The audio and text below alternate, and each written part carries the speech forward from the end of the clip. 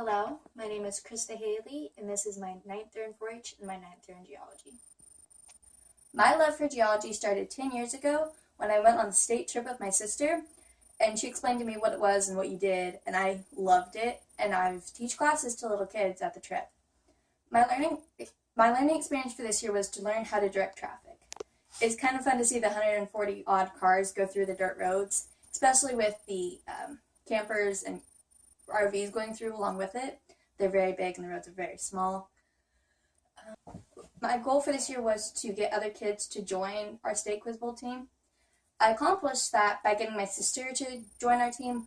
We had one team that was a little bit short on kids, and she walked in and were like, "Hey, you're joining." But she did end up winning, and I got second to her.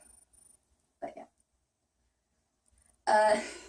The way I showed leadership this year was by teaching our first year groups, their kids and their families that are just joining, and it kind of tells them what to expect, if they want to do more research on the project after our trip.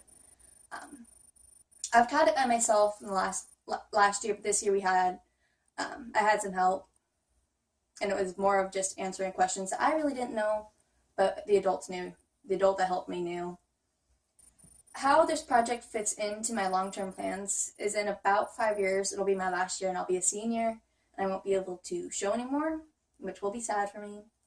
And hopefully in 10 years I'll be out of college and be able to go on the state trips again, and hopefully still teach young members and encourage young members to still be in the geology group.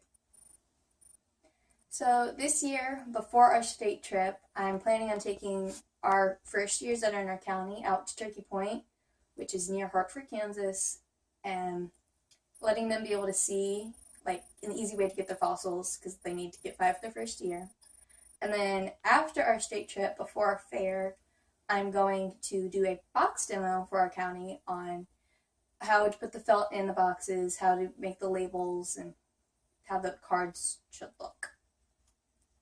Behind me, I have a map of Kansas and all the places I've been. A couple of my favorites are down here in the Tri-State Mining District. We found a lot of coal there. Canopolis Lake, we found selenite, barite, aragonite, turritellite, pyrite, limonite, and sandstone. And then the chalk beds, where we've of course found chalk. And then one of my favorite specimens. This is my Gillicus tail I found in the chalk beds out in western Kansas. We talked to Dr. Everhart from the Sternberg, and he said that most of the time the Xiphactinus fish would eat the Gillicus heads, but the tails don't have a lot of meat on them, so they would bite the heads off and leave the tails. And if you go out to the Sternberg, you'll see a complete skeleton of a Gillicus inside a complete skeleton of a Xiphactinus. So over my spring break last year, we went down to Arkansas to the quartz mines, and we found big chunks like this. We found smaller ones. My dad found a really big one, and they put it on their Facebook site. It was the Ron Coleman. It was Ron Coleman quartz mine, and you pay enough to get a bag, and whatever you want to carry out, you can carry out as long as you're willing to carry it. And then we take ours home and clean it up.